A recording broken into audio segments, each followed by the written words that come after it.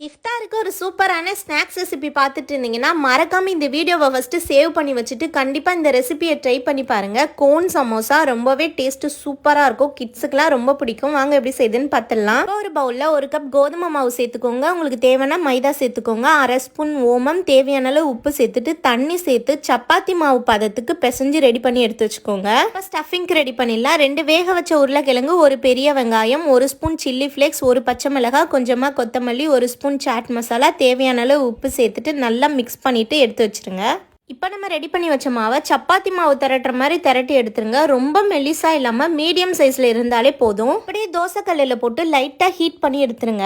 இதை இப்போ 4 கட் பண்ணிட்டு இது ஒட்டுறதுக்காக மைதா மாவு தண்ணியில் கரைச்சி எடுத்து வச்சுக்கோங்க. வீடியோவில் காட்டுற மாதிரி கோன் ஷேப்பில் மடித்து மேலே மைதா மாவு தடவிட்டு ஒட்டிட்டீங்கன்னா அது ஸ்ட்ராங்காக நின்றுடும். இப்போ இதை அப்படியே வச்சுட்டு அதுக்குள்ளே பேலன்ஸ் இருக்கிறதெல்லாம் ரெடி பண்ணி எடுத்துருங்க. இப்போ பார்த்தீங்கன்னா சூப்பராக கோன் மாதிரி ரெடி ஆயிடுச்சு. இதுக்குள்ளே நம்ம ரெடி பண்ணி வச்ச ஸ்டஃபிங்கை வச்சிடலாம். ஃப்ரை பண்ணும்போது மசாலா வெளியே வராமல் இருக்கிறதுக்கு மேலே மட்டும் மைதாவில் டிப் பண்ணி எடுத்துருங்க.